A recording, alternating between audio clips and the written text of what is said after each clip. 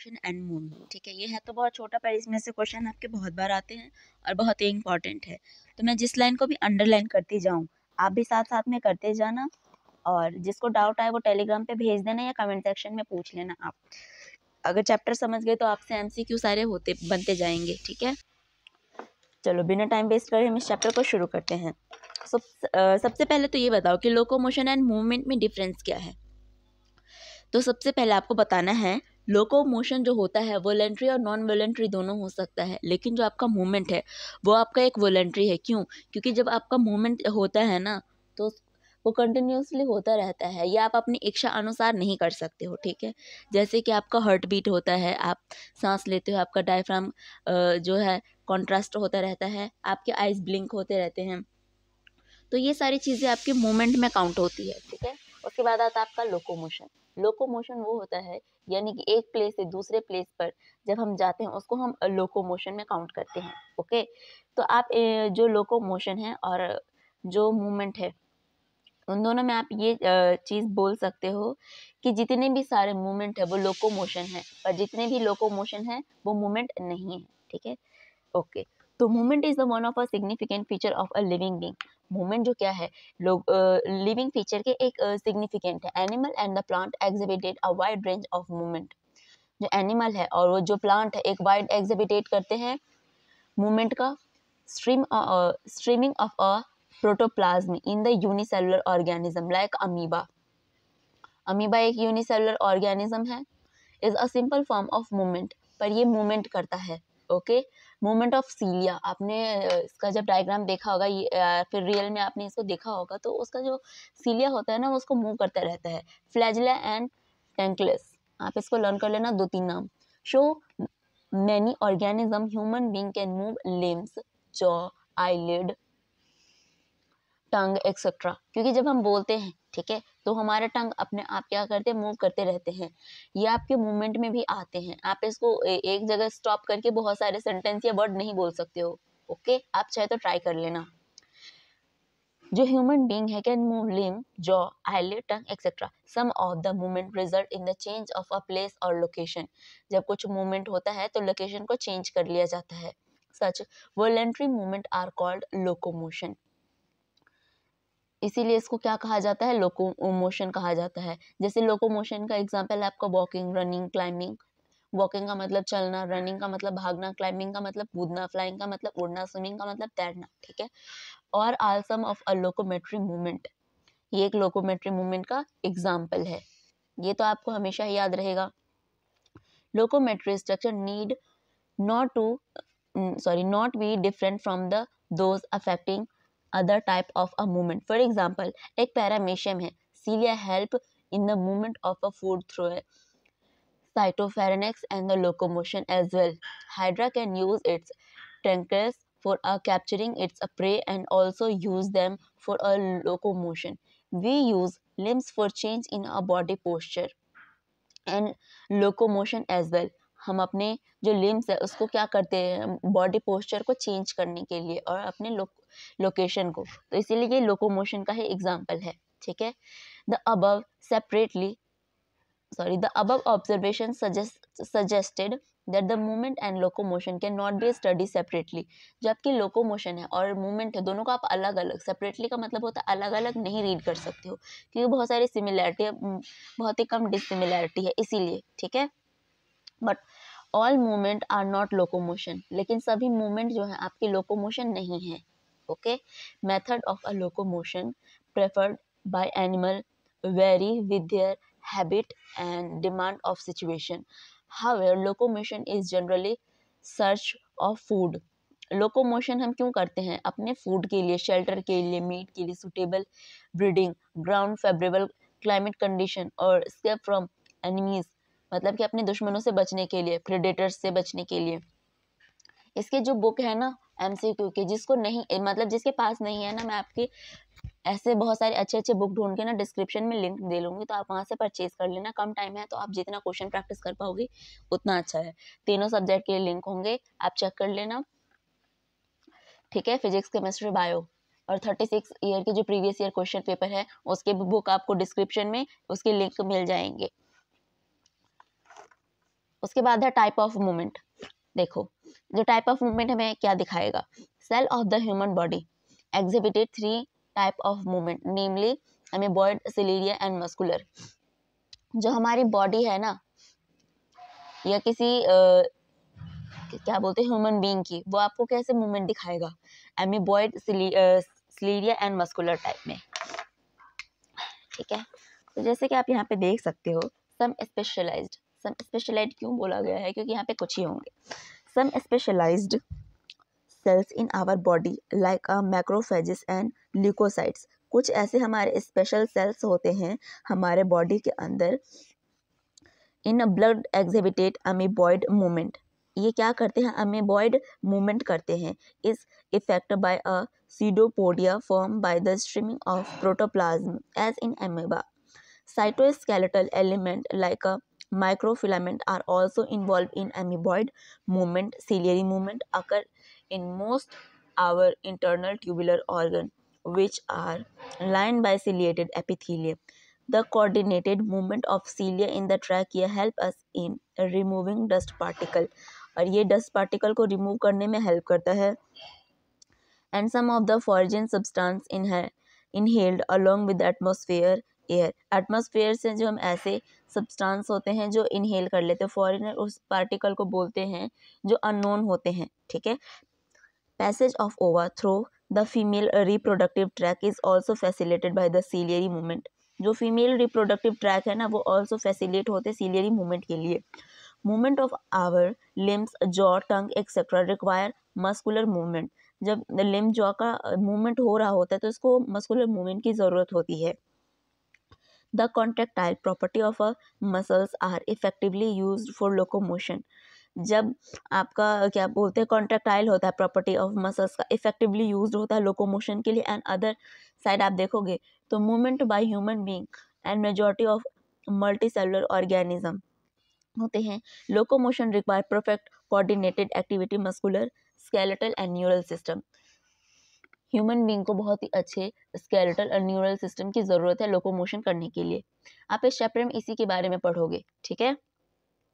The structure mechanism of their contraction and important aspect of the skeletal system. Skeletal system पे भी बहुत सारे question आए हैं, तो जब आप वो टॉपिक पढ़ोगे ना तो बहुत आराम से पढ़ना, मतलब कि आप अपने बुक में भी मेरे पढ़ाने के बाद भी आप उसको रीड करना।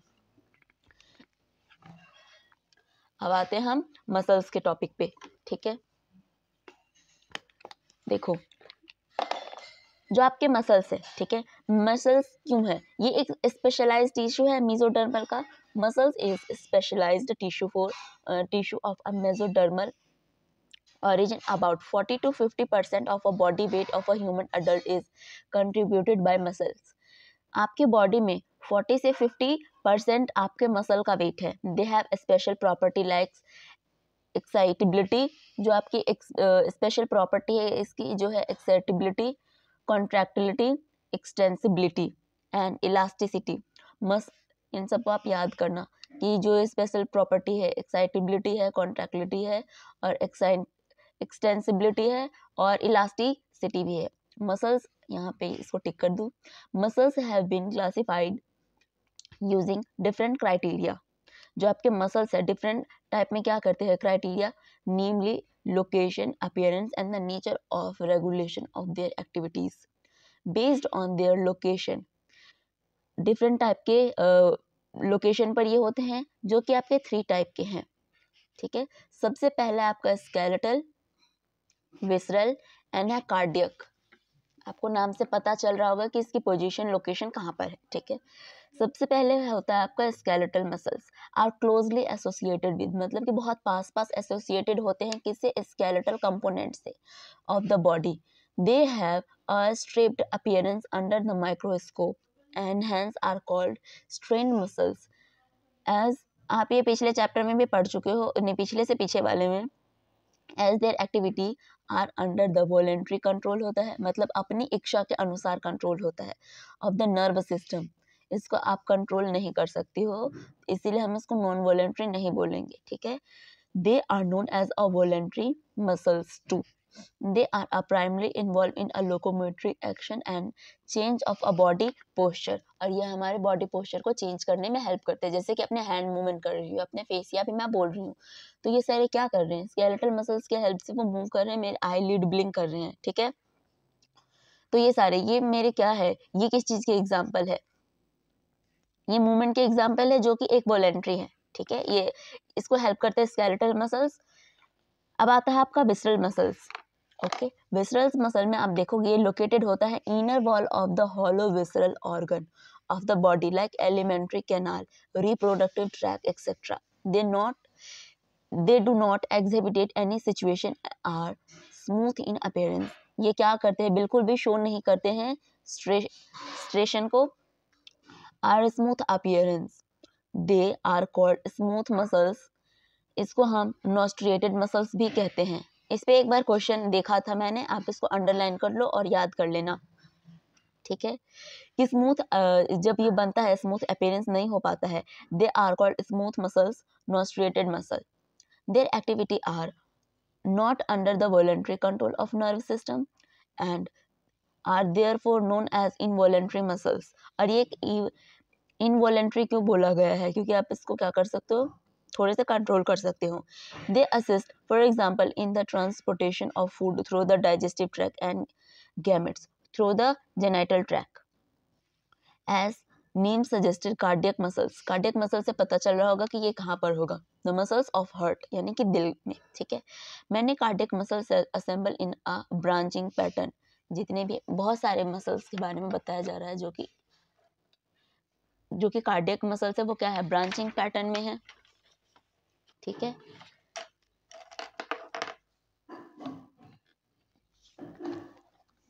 Cardiac muscles, based on the appearance, cardiac muscles are strained. They are involuntary in nature as their nerve system does not control their activity directly. और जो आपके हार्ट है, वो हार्ट का बीट होना आप क्या कर सकते हो, उसको कंट्रोल नहीं कर सकते हो, ठीक है। They are involuntary in nature. Nerve system does not control their activities directly. क्योंकि आप अपने दिल के धड़कन को धड़कने से नहीं रोक सकते, वो हार्ट बीट होता रहता है, इसकी वॉइस होती है लव डब, ठीक है। अब हम इसकी एग्जामिन करते हैं स्केलेटल मसल्स की in detail to understand the structure of mechanism of contraction. Each organism skeletal muscle in our body is made up of a number of muscles bundle और fascicles and together by a common collagen connective tissue layer called a fascia. Each muscles bundle contain a number of muscles fiber. Each fiber is lined by a plasma. जब आप इस diagram को देखोगे तो ये किस चीज का डायग्राम दिखाया गया है, एक क्रॉस सेक्शनल व्यू है मसल्स, ठीक है, जो कि बंडल में है। मसल्स फाइबर का जो ये सर्कल शेप में दिखाया गया है, ये है आपके फैसिलस, जिसको आप मसल्स बंडल कहते हो, जो कि छोटे छोटे डॉट है, इसको बोलते हैं मसल्स फाइबर या मसल सेल्स। सार्कोलेमा, सार्कोलेमा को आप ऑलरेडी पिछले वाले में पढ़ चुके हो। ब्लड कैपिलरी को आपको रेड वाले से दिखाया गया है। जो ये मसल्स फाइबर होते हैं, लाइन होते किस चीज से, प्लाज्मा मेम्ब्रेन से, जिसको कहते हैं हम sarcolemma. Muscles fiber is lined by a plasma membrane called sarcolemma enclosing the sarcoplasm, और ये बंद होता है sarcoplasm में। Muscular fiber is a इसको हम क्या बोलते हैं, साइनेटियम बोलते हैं, ठीक है, जो कि आपका होता है sarcoplasma reticulum of the muscles fiber is also storehouse of calcium ion। ये स्टोर हाउस है किस चीज का, कैल्शियम आयन का। A characteristic feature of a muscles fiber is presence। जहाँ पे present, absent, because आ जाए, वहाँ पे रीजनिंग क्वेश्चन बनते हैं आपके, ठीक है। तो आप इस लाइन को भी अंडरलाइन करते रहना, जहाँ पे बिकॉज हो, प्रेजेंट हो, absent हो, ट्रू हो, फॉल्स हो, ऐसे पॉइंट से बनते हैं।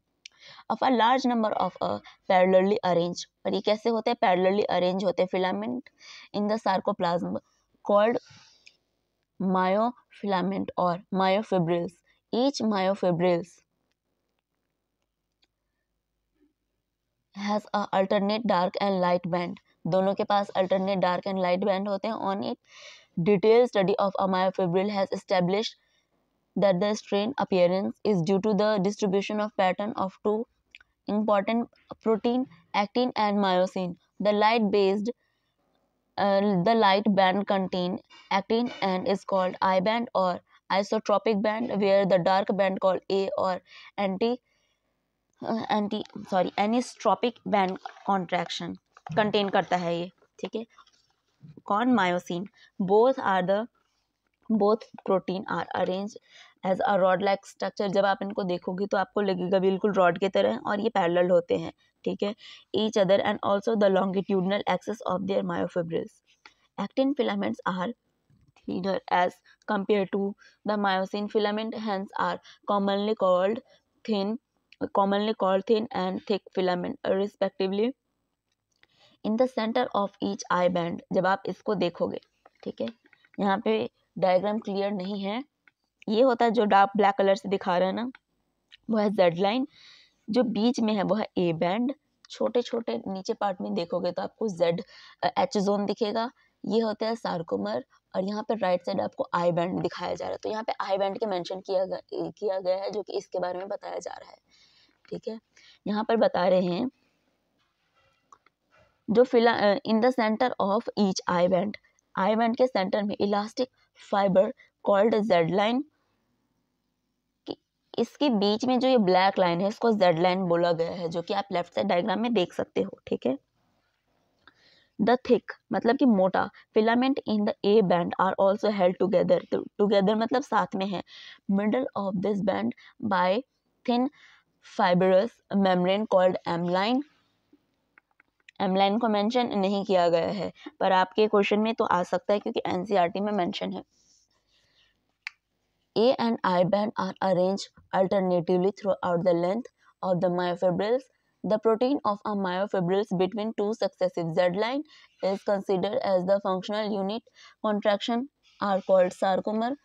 इसको बताया जा रहा है कि जो आपका Z line है ना, वो कंसीडर करता है किस चीज़ को? फंक्शनल यूनिट को कंसीडर करता है, जो कि कॉन्ट्रैक्शन होता है, इसको बोलते हैं सार्कोमर, ठीक है।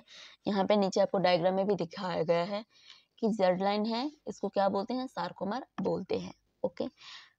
इन द रेस्टिंग स्टेट, जब ये रेस्ट पे होता है, okay. The edge of a thin filament, thin यहाँ पर आ गया मतलब कि वो पतला है। Filament of either side of a thick filament partially overlap, ये पार्शियली ओवरलैप होता है free end of thick filaments leaving the central part of the thick, और ये सेंट्रल पार्ट फ्री होता है। This central part of thick filament not overlapped by thin filament is called H zone, ठीक है। अब मैं इसको दोबारा रिवाइज कर देती हूँ, आपको ये लोकोमोशन मूवमेंट बिल्कुल क्या है? क्लियर है, ठीक है। इसको दोबारा रिवाइज नहीं भी करोगे तो भी चलेगा, पढ़ लेना, बहुत आसान है। मसल्स वाले टॉपिक को मैं कर देती हूँ। हमने मसल्स में क्या पढ़ा कि मसल एक ऐसा है, एक स्पेशलाइज्ड टिश्यू है, ठीक है, एक जो कि है मेसोडर्मल ओरिजिन है। आपके बॉडी में क्या होते हैं 40 से 50% जो आपका मसल्स है ना, उसी का वेट होता है। Weight of the human adult में, अडल्ट इसलिए बोला जाता है क्योंकि बच्चे का वेट बहुत कम होता है, इसलिए अडल्ट में देखोगे तो 40 से 50% इसके क्या होते हैं? बॉडी वेट होते हैं सिर्फ मसल्स का। स्पेशल प्रॉपर्टी होती है ये जो आपके मसल्स है, एक्साइटेबिलिटी होते हैं, कॉन्ट्रैक्टाइल होते हैं, एक्साइटेबिलिटी होते हैं और इलास्टिक होते हैं। Muscles have been classified into different criteria, इसको अलग अलग टाइप में क्या करा गया है? डिफरेंट मसल्स को डिफरेंट पार्ट में डिवाइड कर दिया गया है। इसको बेसिकली बोलते हैं location, appearance and nature of a regulation. इसको लोकेशन, अपीयरेंस यानी कि कहाँ पर है, अपीयरेंस दिखाई क्या देता है, नेचर में कैसा है, रेगुलेशन में कैसा है, और देयर एक्टिविटी, और वो काम कैसा करता है, बेस्ड ऑन देयर लोकेशन। और इसके लोकेशन की बात करोगे तो कहाँ पर है? सबसे पहले होता है स्केलेटल, विसरल, और तीसरा कार्डियक। स्केलेटल यानी कि आपके बॉडी का जो ये बोन से अटैच होता है, दे आर क्लोजली पैक्ड होता है। Skeletal component of the body होता है जो कि स्ट्रिप्ड होता है। अपीयरेंस अंडर माइक्रोस्कोप, और आप इसको माइक्रोस्कोप के नीचे देख सकते हो, आपको नेकेड आई से नहीं दिखेगा, okay. Activity as their activity under the hands are called striated muscles and their activity under the voluntary control of the nerve system known as voluntary control of the nerve system. ये muscles के अंदर भी होता है। They are a primary involve in a locomotory action and change of a body posture, और ये आपके body posture को चेंज करने में हेल्प भी करता है।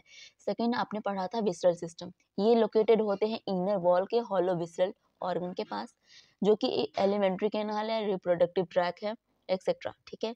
They do not exhibit any strain and smooth appearance, ये बिल्कुल भी एग्जिबिटेट नहीं करते स्ट्रेन एंड स्मूथ अपीयरेंस को, इसीलिए आप इसको कहते हैं स्मूथ मसल्स।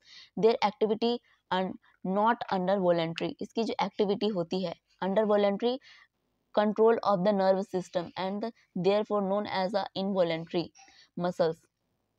इसकी एक्टिविटी है क्या है, not under the voluntary control, इसको वॉलेंट्री तरीके से कंट्रोल नहीं किया जा सकता of nerve system and therefore known as a involuntary muscles. They assist for example in the transportation of food through the digestive tract, ये फूड को digestive tract तक पहुंचाता है, gametes through the genital tract as the name of suggested cardiac muscles. Cardiac muscles कहाँ आपको पाया जाएगा, heart muscles के पास पाया जाएगा, आपको नेम से बहुत ही क्लियर है, जो कि बेस्ड होता है कहाँ, अपीयरेंस ऑफ कार्डियक मसल्स। जो कार्डियक मसल्स है एक इनवॉलेंट्री को डेडिकेट करता है या दिखाता है, आप इसको कह सकते हो कार्डियक मसल इज स्ट्रेटेड, ठीक है। They are involuntary in nature as show. Nerve system does not control activity. जो nerve system है हार्ट बीट को कंट्रोल नहीं कर सकता है। अब हमने क्या पढ़ा था यहाँ पर, एक मसल्स के सेक्शनल व्यू को रीड करा था, यहाँ पे एग्जामिन हुआ था डिटेल में कि क्या करता है, mechanism of contraction. Each organism skeletal muscle in our body made of a number of muscles bundle. Muscles bundle का क्या होता है आपका बना होता है, जिसको हम फैसिलस भी बोलते हैं, टुगेदर साथ में by a common collagen connective tissue layer called a fascia. Connective tissue जो कोलेजन बनता है उसको बोलते हैं हम fascia. Each muscles bundle contain number of muscles, एक जो आपके क्या होते हैं मसल्स बंडल होते हैं ना, कंटेन करते हैं बहुत सारे मसल्स फाइबर को। आपने इस डायग्राम में देखा, फिर आपने देखा कि muscles fibre is line by a plasma membrane से होता है, जिसको हम सार्कोलेमा कहते हैं। यहाँ पे आपने डायग्राम में देखा, जो कि कंटेन करता है मैनी न्यूक्लियाई को। They the endoplasmic reticulum that is a sarcoplasmic reticulum of the muscles fibre is the store house of the calcium. ये आपका store house of the calcium ion का होता है। अ कैरेक्टरिस्टिक फीचर होता है muscular fibre का, जो presence करता है large number of parallelly arrange filament होता है इसमें, जो कि सार्कोप्लाज्म कहते हैं हम उसे, या फिर उसको मायोफिलामेंट्स कहते हैं या मायोफिब्रिल्स। फिलामेंट करता है सार्कोप्लाज्म का, उसको मायोफिलामेंट्स कहते हैं या फिर मायोफिब्रिल्स कहते हैं, ठीक है। Each myofibrils has a alternate dark and light band होता है दोनों के पास। आप इसको और अच्छे से देख सकते हो, जैसे कि आपको बताया गया is due to the distribution of pattern. Pattern के डिस्ट्रीब्यूशन के वजह से टू इंपॉर्टेंट प्रोटीन आता है आपका, actin and myosin. The light band contain actin is called I band. जो लाइट बैंड कंटेन करता है ना उसको हम बोलते हैं आई बैंड, और आइसोट्रोपिक बैंड भी बोलते हैं। वेयर जब डार्क वाला आता है ना आपका, मतलब कि डार्क लाइट को जो कंटेन करता है उसको हम ए बैंड बोलते हैं, नहीं तो हम उसे और कह सकते हैं एनियोस्ट्रोपिक बैंड कंटेन करता है, ठीक है। कंटेन मायोसिन, और ये मायोसिन को भी कंटेन करता है। बोथ प्रोटीन आर अरेंज्ड, दोनों टाइप के प्रोटीन अरेंज करता है। रॉड लाइक स्ट्रक्चर होता है, पैरेलल होता है, लॉन्गिट्यूडनल एक्सिस होते हैं। The myofibril actin filament are thinner as compare to the myosin filament. अगर हम इसको कंपेयर करें तो मायोसिन फिलामेंट की तरह दिखाई देंगे। Hence are commonly called the thick filaments, मतलब कि मोटा फिलामेंट्स होता है respectively. In the centre of the I band, अगर आई बैंड के आप सेंटर में देखो यानी कि बीच में, ठीक है, तो इलास्टिक फाइबर आपको दिखेगा, जिसको हम जेड लाइन बोलते हैं। जो ब्लैक वाली आपका जेड लाइन होता है, विच इज बाइसेक्ट, मतलब कि बाइसेक्ट मतलब कटता है बीच से, bisect it. Then thin filament are firmly, और फिर थिन फिलामेंट होता है जो कि firmly attach to Z line, ये जेड लाइन से अटैच होता है। Thick filaments in the A band also held together in the middle of this band by a thin fibrous membrane called M line, और इनके middle में जो होता है उसको हम कहते हैं एम लाइन, ठीक है। And A and I band are arrange alternatively, A और आई है ना अल्टरनेटिवली क्या है, अरेंज है throughout the length of the myofibrils protein of the myofibrils between two successive Z line consider as the functional unit. आपने पहले पढ़ लिया, फंक्शनल यूनिट है कॉन्ट्रैक्शन का and the called sarcomere in a resting state, जब वो rest के position में होता है। The edge of the thin filament क्या करता है, side thick filament partially overlap करते हैं end free end of a thick filament है लिविंग करता है central part of thick filament को। This central part of thick filament not overlap, ये ओवरलैप नहीं करता है। ये आपके रीजनिंग क्वेश्चन में पूछ सकते हैं, नॉट वाला भी, ठीक है। ओवरलैप नहीं करता है by a thin filament called Z zone, जो कि जेड जोन को क्या करता है, रिप्रेजेंट करता है। फिर आपका आता है structure of a contractile protein. ये तो इम्पोर्टेंट टॉपिक है, ये डायग्राम से भी क्वेश्चन आए हुए हैं।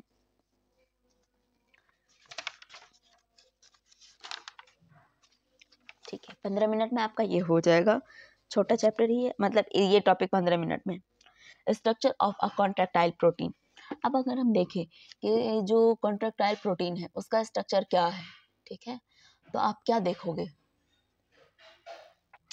तो ये बेसिकली किस टाइप के आपको दिखाई देते हैं, ईच एक्टिन जो कि थिन होते हैं, filament is made up of 2F filament actin helically wound to each other, each F actin is polymer of monomeric. ये कैसे होते हैं, F एक्टिन जो होते हैं पॉलीमर ऑफ मोनोमेरिक, जो कि G यानी कि ग्लोबुलर एक्टिन होते हैं। 2 filament of another protein tropomyosin also run close to the F actin throughout its length. A complex protein tropine is distributed at regular interval on the tropomyosin. In the reusing state, a subunit of a tropomine makes the active bind site for a myosin on the actin filaments. Each myosin जो होते हैं thick filament होते हैं जो कि polymerase protein होते हैं। Many monomeric protein called मैरोमायोसिन, जो बहुत सारे टाइप के प्रोटीन होते हैं उसको हम मैरोमायोसिन कहते हैं, ठीक है। अगर आप इस फिगर को देखोगे, डायग्राम को, तो यहाँ पे आपको क्या दिखाया जा रहा है, एन एक्टिन है, ठीक है। जो आपके एक्टिन है थिन है यानी कि पतले फिलामेंट है, मायोसिन है मोनोमर है, मैरोमायोसिन है। मैरोमायोसिन क्या होता है, मोनोमेरिक प्रोटीन को हम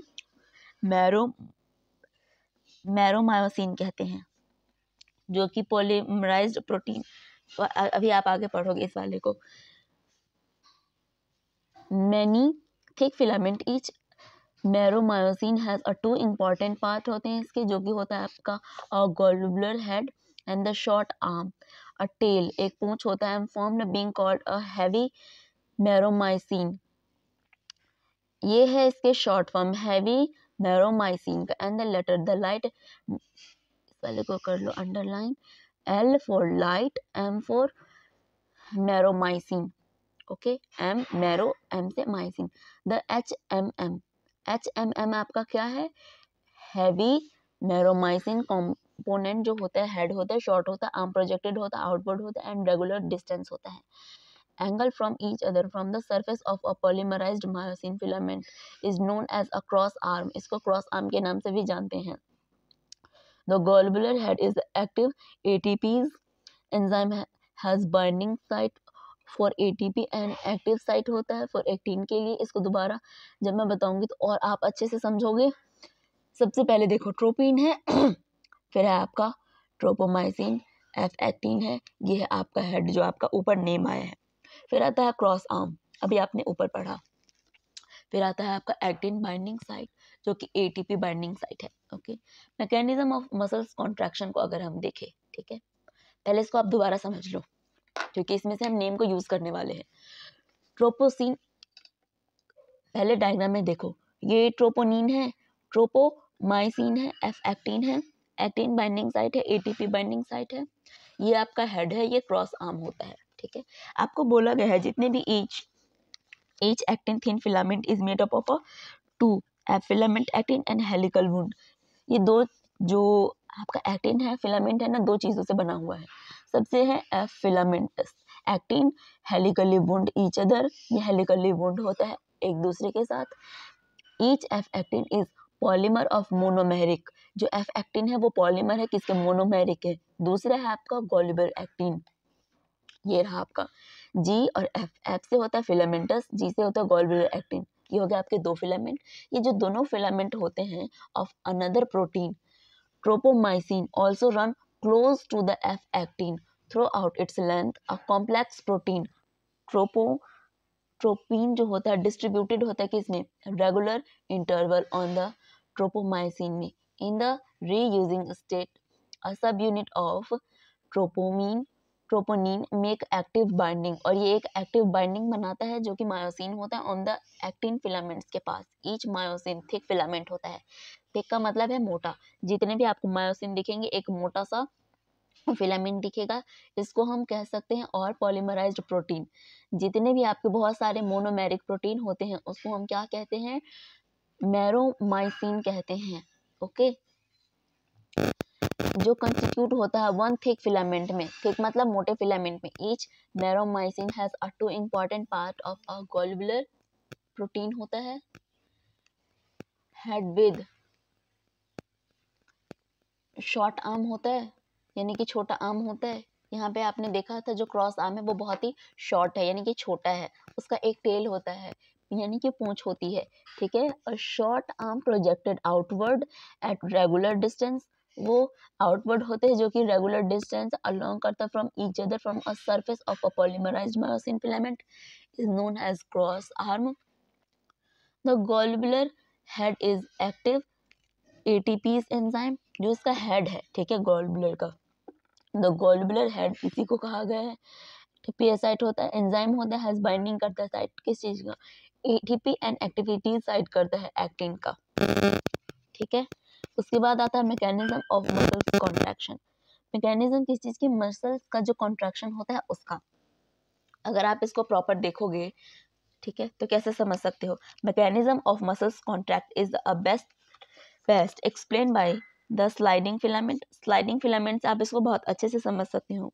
थ्योरी विच स्टेट, वो कहता है कि contraction of a muscles fibre takes place by the sliding of thin filament over the thick filament. अगर कोई मसल्स है, ठीक है, वो स्लाइड करता है thin filament over thick filament, मोटे वाले पर ये स्लाइड करता है थिन वाले, पतला वाला, यानी muscles contraction is initiated by a single sent by central nerve system. Central nerve system को मैंने आपको बोला था याद करना, क्योंकि इसका शॉर्ट फॉर्म में भी आ जाता है सीएनएस। आपको सेंट्रल नर्व सिस्टम लिख के नहीं देंगे, वो सीएनएस लिख के भी दे सकते हैं आपके क्वेश्चन में, ठीक है। तो ये आपको बता रहे हैं यहाँ पर कि मसल्स कॉन्ट्रैक्शन इनिशिएटेड होता है single sent by the central nerve system में। वाइस वर्सा इसको मोटर न्यूरॉन भी कहते हैं। A motor neuron along with the muscles fibers connected to a constitute a motor unit. The junction between a motor neuron and the sarcolemma, अगर हम इन दोनों को देखें, मोटर न्यूरॉन जंक्शन किसी चीज के बीच में, motor neuron and the sarcolemma of the muscles fibre is called,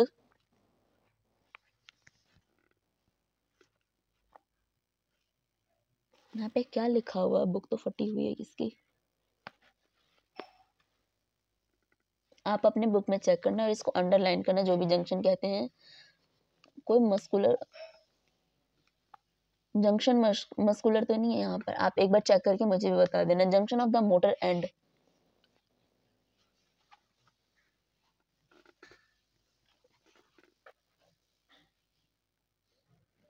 okay, मैं एनसीईआरटी की जो पीडीएफ है उससे आपको मैं चेक करके लास्ट में बता दूंगी, ठीक है।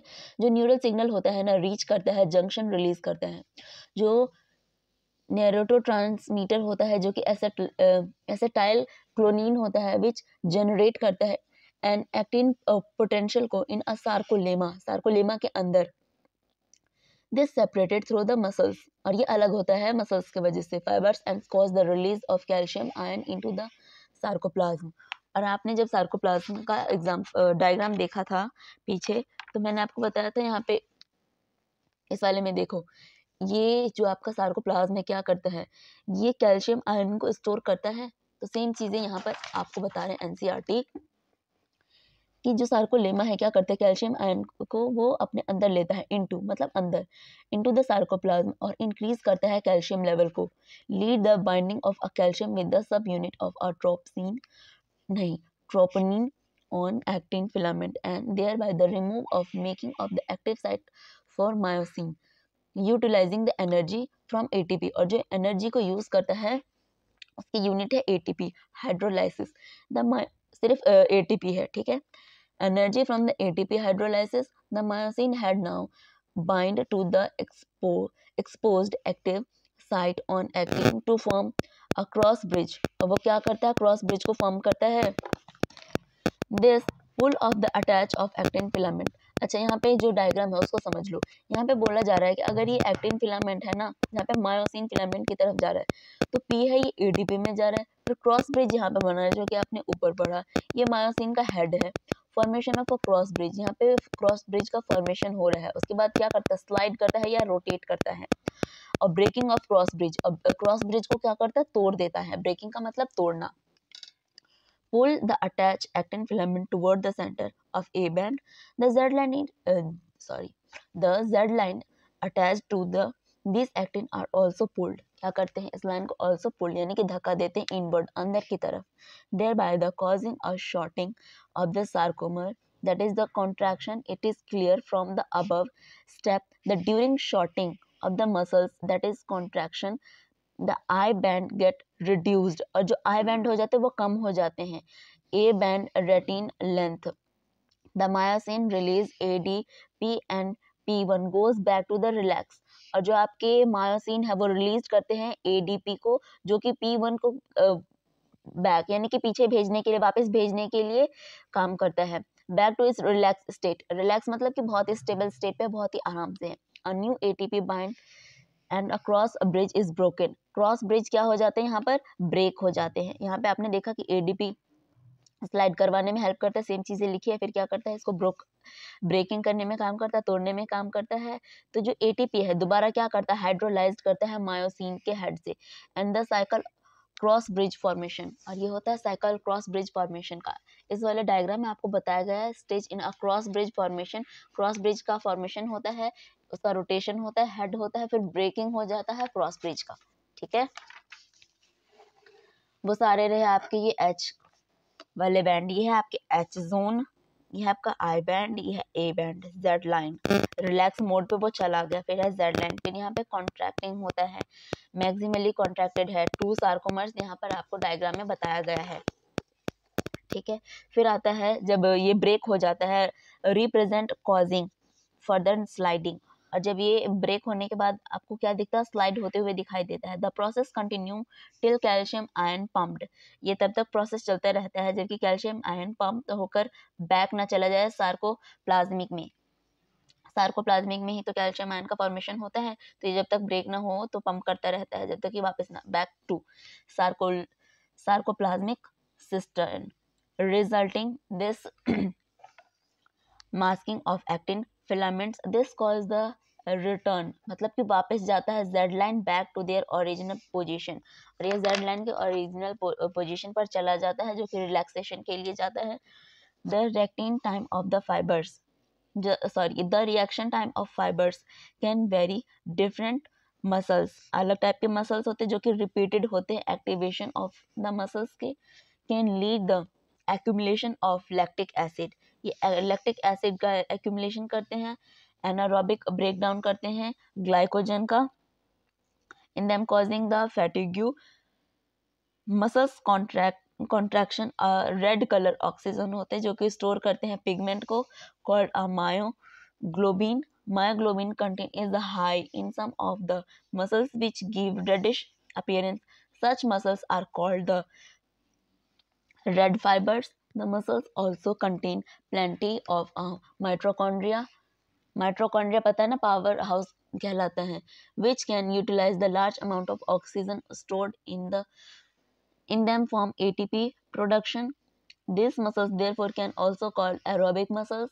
On other hand, अगर हम दूसरी साइड देखें तो some of the muscles possess very less quantity, ये बहुत कम क्वांटिटी में होते हैं, मायोग्लोबिन, एंड देयरफॉर अपीयर करते किस चीज को, पेल और वाइटिश, बहुत ही पीले, हल्के पीले कलर का नहीं होता जिसको हम पेले लोग बोलते हैं, या तो वैसे होंगे या वाइटिश, बिल्कुल सफेद होंगे। These are white fibers. Number of mitochondria are also few in them, but the amount of sarcoplasmic लेकिन जो सार्कोप्लाज्मिक का अमाउंट है वो क्या है, रेटिकुलम बहुत ही हाई है, रेटिकुलम के हिसाब से बहुत हाई है। They depend on anaerobic process of energy, और ये डिपेंड करता है एनारोबिक एनर्जी पर। ठीक है, दोबारा देखो, मैकेनिज्म ऑफ मसल्स कॉन्ट्रैक्शन आपने पढ़ लिया, आपको बताया गया था ये क्या है। Mechanism of muscles contraction best explain करता है किस चीज़ को, स्लाइडिंग फिलामेंट को। ठीक है, स्लाइडिंग फिलामेंट एक थ्योरी है, वो क्या बताता है हमें कि जितने भी कॉन्ट्रैक्शन होते हैं ना मसल्स फाइबर के, takes place sliding of thin filament over thick filament.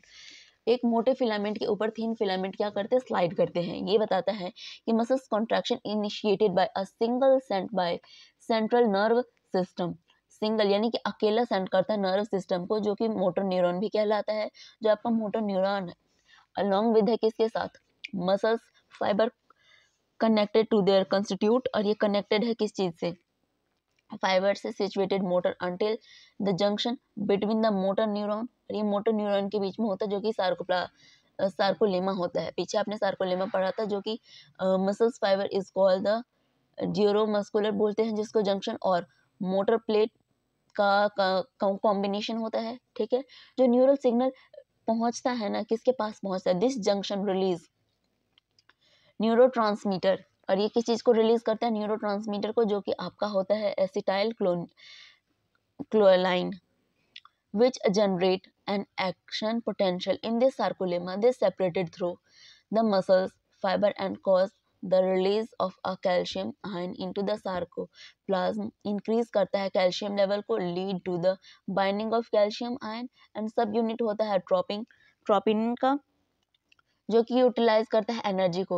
ATP hydrolyse करता है, myosin head now bind to the expose active site on active from the cross bridge. जब आपने देखा कि एटीपी का फॉर्मेशन हो रहा था तो क्रॉस ब्रिज बना रहा था, जो कि मायोसिन इसका हेड बना था। जब क्रॉस ब्रिज का फॉर्मेशन हो जाता है तो इस पर क्या करता है, वो स्लाइड करता है या रोटेट करता है, जहाँ पे एडीपी का फॉर्मेशन होता है। एडीपी के फॉर्मेशन के बाद ये क्या करता है, ब्रेक कर देता है ब्रिज को, इसको हम ब्रेकिंग ब्रिज बोलते हैं। इसको पुल करता है, attach pull the attach actin filament toward the centre A band, और ये ए बैंड के सेंटर की तरफ क्या करता है, इसको धक्का मारने की कोशिश करता है।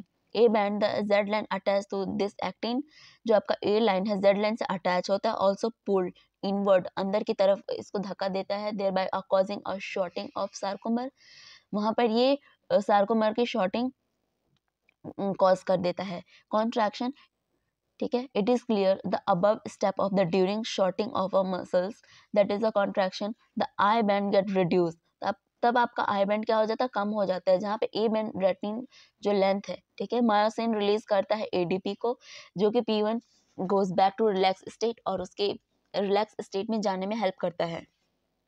New ATP bind and the cross bridge is broken, एक न्यू एटीपी बनता है और क्रॉस ब्रिज को क्या करता है, तोड़ देता है। ATP is again hydrolysed by the myosin, और एटीपी दोबारा हाइड्रोलाइज होता है किस चीज में, मायोसिन में, जो कि इसका हेड में होता है, एंड साइकिल क्रॉस ब्रिज में।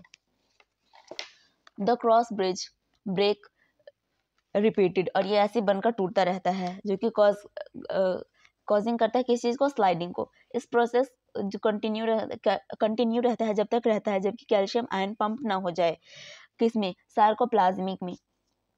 ठीक है, cisternae resulting the masking of thin filament, this causing the return Z line back of their original position, और वो वापस चला जाता है ओरिजिनल पोजीशन पर। ठीक है, रिलैक्सेशन होता है किस चीज का, the reaction time of the fibrous can a very different muscles, और वो कैरी करता है डिफरेंट टाइप के मसल्स को। Repeated activation of the muscles can lead the accumulation of lactic acid due to the anaerobic breakdown of glycogen in the thin causing करता है fatigue को। Muscles contraction होता है जो कि एक रेड कलर का स्टोरिंग होता है, red colour oxygen storing pigment called myoglobin contain करता है high in some of the muscles which give a reddish appearance, जो कि आपको हल्का सा रेड कलर का दिखाई देता है। Such muscles is called the red fibres, और कुछ मसल्स को हम रेड फाइबर भी कहते हैं, जो कि ऑल्सो ये क्या कंटेन करते हैं, प्लेंटी ऑफ माइटोकॉन्ड्रिया को कंटेन करते हैं, which can utilise the large amount of oxygen stored in the form ATP production. और ऑक्सीजन का एटीपी प्रोडक्शन में हेल्प करते हैं। This muscles therefore can also call the aerobic muscles, इसको हम एरोबिक मसल्स भी कह सकते हैं। Other hand some of the muscles possess very less quantity, और ये क्या करते हैं, वेरी लेस क्वांटिटी को पोजेस कर देते हैं, ठीक है, जिसको हम मायोग्लोबिन के नाम से जानते हैं, अपीयरेंस होते हैं। This are a whitest fibres होते हैं। Number of mitochondria are also few in them, mitochondria का जो अमाउंट है वो कम हो जाता है, but amount of sarcoplasmic reticulum is high, लेकिन जो आपका सार्कोप्लाज्मिक है, ठीक है, उसका अमाउंट हमेशा हाई रहता है, और ये डिपेंड करता है एनारोबिक प्रोसेस पे, ठीक है। अब आपका इसका हाफ कंप्लीट हो गया चैप्टर और हाफ बचा हुआ है।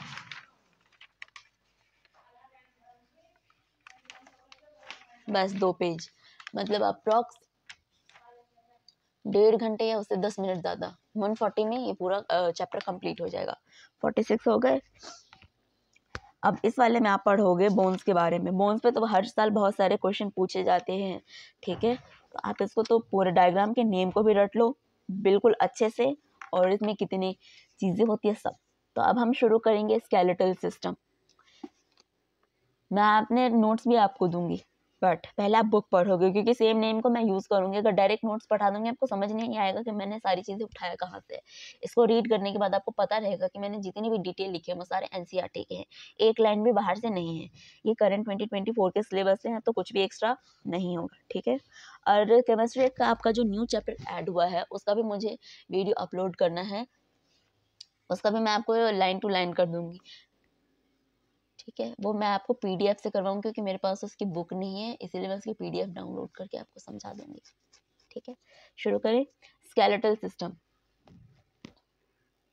स्केलेटल सिस्टम में ये बताया गया है कि skeletal system consist of framework of bone. जो आपका स्केलेटल सिस्टम है वो फ्रेमवर्क है किस चीज़ का, बोन का है, यानी कि हड्डियों का है, ठीक है। एंड अ फ्यू कार्टिलेज, जिसमें कुछ कार्टिलेज होते हैं। कार्टिलेज भी आपका एक टाइप का बोन होता है, पर वो सॉफ्ट बोन होता है, ठीक है। This system has a significant role in a movement, ये आपके मूवमेंट में हेल्प करता है। Show by a body, imagine chewing food without jaw bone and walking around without limb bone. Bone and cartilage are specialized connective tissue. इस पे आपका question आया हुआ है, इस लाइन को आप अंडरलाइन कर लो और याद कर लेना, और जिसे याद है बहुत अच्छी बात है, ठीक है। जो आपका बोन होता है एक कार्टिलेज स्पेशलाइज कनेक्टिव टिश्यू है। ध्यान रखना यहाँ पर आपको कनेक्टिव टिश्यू मेंशन किया गया है, okay. The form has a very hard mixture due to the calcium salt, और ये बहुत ही हार्ड है किस चीज की वजह से कैल्शियम सॉल्ट की वजह से। In it and latter has a slightly pliable matrix due to the chondroitin salt. इस नेम को आप लर्न कर लेना। जो बोला जाता है कि जो कैल्शियम सॉल्ट की वजह से वो जो मैट्रिक्स है हार्ड है, ठीक है, बाद में वो क्या हो जाते हैं, स्लाइटली, यानी कि थोड़ा सा पेलेबल मिक्सचर हो जाते हैं ड्यू टू कॉन्ड्राइटिन के वजह से, जो कि एक टाइप का सॉल्ट है। In human being this system is made up of 206 bone. ये अडल्ट ह्यूमन की बात बता रहा है कि अडल्ट ह्यूमन में 206 बोन होते हैं, लेकिन आप न्यू बॉर्न बेबी की बात करोगे या 1 वीक या 14 जो छोटे बेबी होते हैं, ठीक है, उसके 306 या 305 होते हैं। जैसे जैसे वो बेबी ग्रोथ करता है, बढ़ता जाता है, तो सारे बोन जो छोटे छोटे होते हैं ज्वाइंट करके बड़े हो जाते हैं, और जो अडल्ट ह्यूमन में रह जाता है वो 206 बोन रह जाता है, ठीक है। And few cartilage, system is made of 206 bone and few cartilage, कुछ कार्टिलेज से मिलकर बना है। इट ग्रुप्ड, यानी कि क्या बोलते हैं, समूह है किस चीज का, into a 2 principal division. 2 principal division क्यों बोला है, क्योंकि यहाँ पर है एक्सियल एंड एपेंडिकुलर स्केलेटल, ठीक है। Axial skeletal comparison 80 bones distribution along the means axis. जो आपका स्केलेटल बोन होता है, एक्सियल स्केलेटल बोन, उसमें कितने ग्रुप होते हैं, एक ग्रुप में 80 होता है, ठीक है, 2 ग्रुप में बटे हैं ना, एक में आपके होते हैं 80। फिर आपको बताया जाता है main axis of the body, the skull, vertebral column, sternum and ribs constitute axial skeleton. The skull, यानी कि जो आपका खोपड़ी होता है, कंपोज्ड 2 सेट्स ऑफ बोन, ये आपके 2 सेट्स ऑफ बोन को कंसिस्ट करता है। जब आप सबसे ऊपर वाला फोरहेड के पास देखोगे, ठीक है, फ्रंटल बोन इन्हें कहते हैं। जो पीछे वाला पार्ट होता है आपका, जो मिड में होता है, वो होता है आपका partial parental bone, sorry partial नहीं, पेरेंटल बोन होता है। इस पे क्वेश्चन आया हुआ है पेरेंटल बोन पर। टेम्पोरल बोन है, फिर है आपका ऑक्यूपेटल बोन, फिर आपके जब नीचे गर्दन के पास देखोगे, ठीक है, ये आपके होते हैं ऑसिपिटल बोन जो कि कॉन्डाइल होते हैं, ठीक है। जब आप ऊपर की तरफ देखोगे ऑसिपिटाइल कॉन्डाइल के मतलब आप बिल्कुल आइज के पास आ जाओ। आइज में तो कोई बोन नहीं होता, लेकिन जब आप उसके पीछे देखोगे तो होता है आपका स्फाइनोइड बोन। फिर आप आइज की जब में देखो, आइज में नहीं, आइज के जो पीछे का हिस्सा होता है, ठीक है, वो होता है आपका, ये है आपका एथिमोइडल बोन। नेक्स्ट है आपके जस्ट नीचे, वो होता है आपका लैक्रिमल बोन। फिर होता है नोज के पास जिसको बोलते हैं नेजल बोन, या आपने जहाँ जहाँ पे नोज का टॉपिक आया होगा वहाँ वहाँ पे आपने नेसल वर्ड पढ़ा होगा ना, ठीक है, तो इसीलिए कहते हैं नेसल बोन, क्योंकि इस पार्ट का ही नाम है। फिर आप अपने आई के थोड़े राइट साइड देखोगे तो वो होता है आपका जाइगोमेटिक बोन, आपके लिप्स के जो ऊपर वाला पार्ट होता है, ठीक है, या नोज के राइट साइड वाला वो होता है आपका मैक्सिला। फिर आपके जो चिन पे होते हैं, ठीक है, उसको बोलते हैं मैंडिबल। यहाँ पे आप नीचे डायग्राम में भी देख सकते हो, ये एक स्कल बोन है ह्यूमन का। ओके, यहाँ पे देखोगे आप, इसको मैं नीचे कर देती हूँ तब आपको पूरी लाइन दिखती रहेगी। यहाँ पे है cranial and facial that total और 222 bones. Cranial bone are 8 in number. They form a hard productive outcovering cranium for the brain. The facial region is made up of 14 skeletal element which form front part of skull. A single U-shaped, जो कि single होता है U shape में, call hyoid is present in the base मतलब नीचे की तरफ, buccal cavity के पास होता है, also include in the skull. Each middle ear consist 3 tiny bone, और जो कान के पास होते हैं 3 बोन होते, बहुत ही छोटा होता है। टीनी वर्ड जो है इसीलिए लिखा गया है क्योंकि वो बोन है छोटा होता है। Malleus incus and stapes collectively called ear ossicles, और जिन सारे चीज होते हैं जैसे कि मैसुलस इंक्लूस, वो 3 बोन के नाम बता रहे हैं आपको। Malleus incus and stapes collectively called ear ossicles. The skull region articulate with the superior region of the, ये सुपीरियर रीजन किस चीज का है, वर्टिबल कॉलम का है, with help to occipital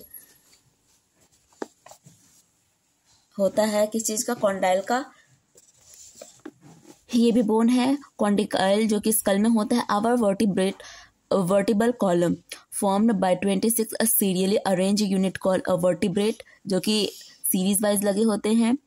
dorsally place it extend from the base of the skull and constitute the main framework. Main का मतलब है इंपॉर्टेंट होता है, ये ट्रंक के टाइप का होता है। Each vertebrate has a central hollow portion neural canal through with, इस चीज के होते हैं स्पाइनल कॉर्ड फेस पर। फर्स्ट वर्टिब्रेट इज द एल्टास and is articulate with the occipital condyle, ठीक है।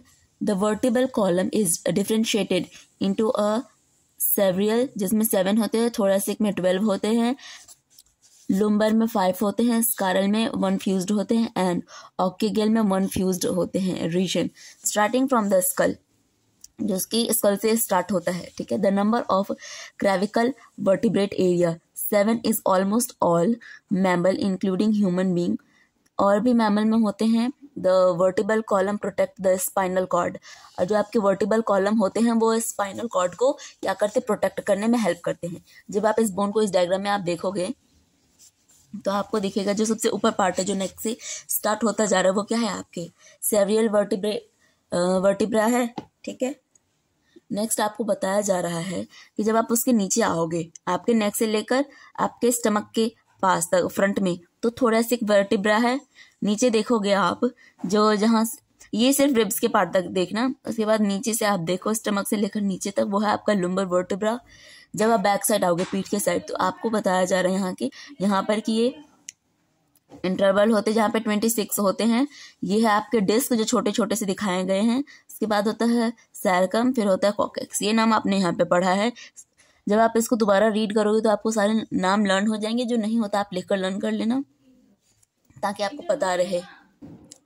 नेक्स्ट आपको बताया जाता है ये किस चीज़ का वर्टिबल कॉलम है, जो कि राइट वेंट्रिकल व्यू है। जब आप देखोगे तो एक रिब केज का भी आप स्ट्रक्चर देखोगे, जिसमें आपको रिब के बारे में, स्टेरेनम के बारे में और वर्टिबल कॉलम के बारे में बताया जाएगा, ठीक है।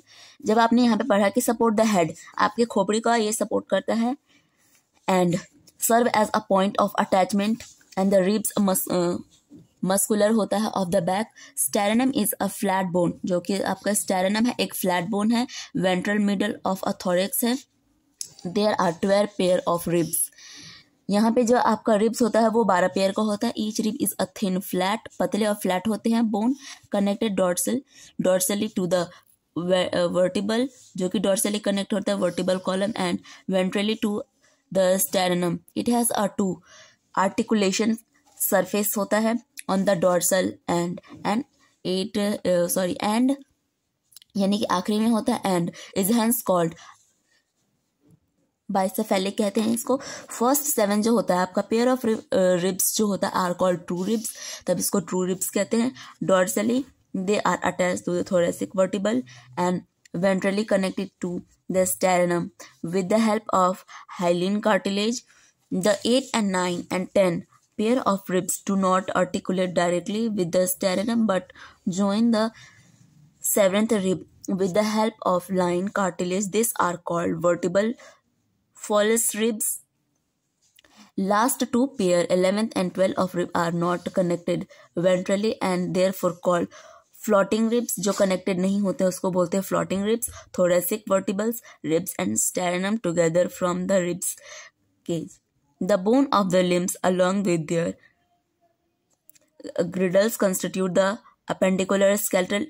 Each limb is made up of 30 bone. जो दोनों में होते कितने होते हैं? 30 bone होते हैं आपके।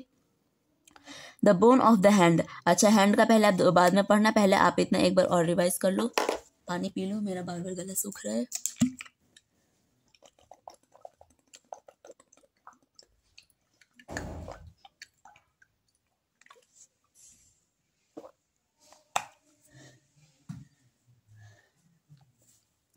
यहाँ पे आपने पढ़ा भी पूरे स्केलेटल सिस्टम से। सबसे पहले आपने स्कल के बारे में पढ़ा। स्कल को हम हिंदी में कहते हैं खोपड़ी, पर आप स्कल यूज करोगे क्योंकि आपका इंग्लिश मीडियम है, ठीक है। आपको मैंने बस समझाने के लिए बता दिया। जो आपका स्केलेटल सिस्टम है, एक मेन फ्रेमवर्क बोन को क्या करता है, कंसिस्ट करता है, जिसमें आपके होते हैं कार्टिलेज होता है। कार्टिलेज भी एक टाइप का बोन, लेकिन वो सॉफ्ट बोन है। 2 चीजें सीख ली आपने। This system has a significant role को मूवमेंट करते हैं। मूवमेंट यहाँ पे बोला है लोकोमोशन है, क्योंकि आपकी खोपड़ी है अपने आप नहीं चलकर जाती है, मतलब कि वो अपने आप ही, मान लो आप सो रहे हो या बैठे भी हो तो अपने जो खोपड़ी है वो अकेले नहीं चल के जाती ना, पर उसमें जो ब्रेन है, जो आपके आई है, वो प्रॉपर क्या करते हैं, मूवमेंट कर रहे होते हैं, इसलिए इसको मूवमेंट बोला गया, लोकोमोशन नहीं। This system has a significant role in this framework show by the body. आप ऐसा सोचो, जब आप फूड को च्वी करते हो, ठीक है, तो आप उसे विदाउट जो नहीं चॉक कर सकते हो, च्विंग नहीं कर सकते हो, चबा नहीं सकते हो, ठीक है। अगर आपको कहीं जाना है तो आप अपने पैरों से चल के जाते हो, ठीक है। विदाउट लेग आप नहीं चल पाओगे, किसी सपोर्ट के बिना, ठीक है, समझ गए आप। द लिम्ब बोन जो होता है, bone and cartilage are specialised connective tissue होता है। इस पे क्वेश्चन आया है, मैंने आपको ये बता दिया। The framework has a very hard matrix due to the calcium salt. जो आपका बोन होता है बहुत ही हार्ड होता है, किस वजह से, कैल्शियम सॉल्ट की वजह से। And the latter has a slightly pliable matrix due to the chondroitin salt. और कुछ टाइम पे जो होता है ये क्या होता है, कुछ जैसे कि ये आपका कार्टिलेज है वो सॉफ्ट होता है, क्यों, किस वजह से, तो इसमें होता है कॉन्ड्रिटीन सॉल्ट, इस वजह से ये थोड़ा सा सॉफ्ट होता है। इन ह्यूमन बींग 206 बोन होते हैं, फ्यू कार्टिलेज होते हैं, ये ग्रुप्ड में होते हैं। इसके 2 ग्रुप होते हैं, 2 प्रिंसिपल डिवीजन होता है, जिसमें आता है आपका एक्सियल, दूसरा आता है एपेंडिकुलर स्केलेटन। जब आप स्केलेटल एक्सियल स्केलेटल की बात करते हो तो उसमें 80 बोन होते हैं, जो कि डिस्ट्रीब्यूटेड होते हैं, ठीक है। मेन एक्सिस पे होता है, बॉडी के मेन एक्सिस पे जो आपका पूरा स्कल होता है ना, इसमें वर्टिबल कॉलम है, स्टेरेनम है, रिब कंस्टिट्यूट करता है। रिब का आप समझ जाओगे पीछे, क्योंकि नेक से ही आपका पूरा रिब स्टार्ट हो जाता है। कंस्टिट्यूट करता है एक्सियल स्केलेटन। जो इसका है ना स्कल, वो 2 सेट ऑफ बोन है, ओके कैसे? जब आप पूरे स्ट्रक्चर को, मैंने आपको बताया, जो आपका होता है फ्रंटल बोन होता है आपके आई के पास होता है, spinal bone, ethmoid bone, lacrimal bone, nasal bone जो आपके नाक के पास होता है। फिर आप अपने राइट साइड देखोगे नोज के या लेफ्ट साइड, दोनों साइड ही होता है, जाइगोमेटिक बोन होता है आपके दांतों के ऊपर, और राइट साइड आईज के नीचे होता है आपका मैक्सिला। चिन के पास होता है आपका मैंडिबुला, सबसे लास्ट में चिन के नीचे की तरफ आप टच करोगे तो आपको हाइड बोन दिखेगा। जब आप अपने फोरहेड मतलब आपका जो स्कल है उसके पीछे की तरफ देखोगे तो आपका होता है पेरेंटल बोन। फिर होता है आपका टेम्पोरल बोन।